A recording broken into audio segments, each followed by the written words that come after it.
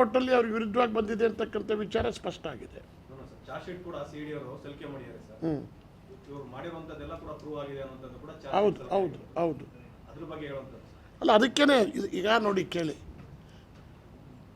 ರಾಜಕಾರಣಿಗಳು ಅಂದರೆ ಜನ ಅಸಹ್ಯ ಪಡಬಾರ್ದು. ಇಂಥವೆಲ್ಲ ನೋಡಿದಾಗ ಏನಾಗುತ್ತೆ ಅಂತ ಹೇಳಿದರೆ ನಿಜಕ್ಕೂ ಸಹಿತ ರಾಜಕಾರಣಕ್ಕೆ ಯಾಕಪ್ಪ ಬಂದಿದ್ದೀವಿ ನಾವು, ನಮ್ಮನ್ನು ಜನ ಏನು ತೀರ್ಮಾನ ಮಾಡ್ತಾರೆ, ಏನು ಅನ್ಕೋತಾರಪ್ಪ ಅನ್ನೋ ಪರಿಸ್ಥಿತಿ ನಿರ್ಮಾಣ ಆಗಿದೆ.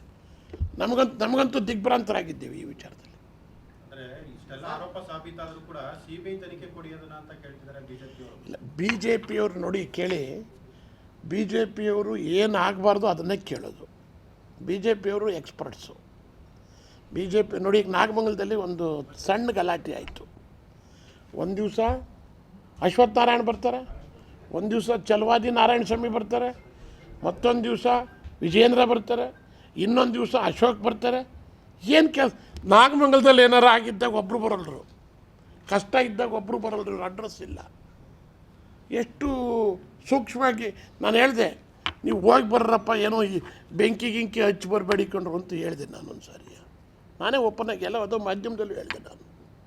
ಇವ್ರು ಹೋಯ್ತಾ ಇರೋದು ನಾಗಮಂಗಲಕ್ಕೆ ಬೆಂಕಿ ಆರ್ಸಕ್ಕಲ್ಲ, ಜಲ್ದ ಆರಿಬಿಡ್ತದಲ್ಲ ಅಂತೇಳಿ ಉರಿಯೋಕ್ಕೆ ಏನಾರು ಪ್ಲ್ಯಾನ್ ಮಾಡಿ ಬರ್ತಾರೆ ಅಂತ ಹೇಳಿದೆ ನಾನು.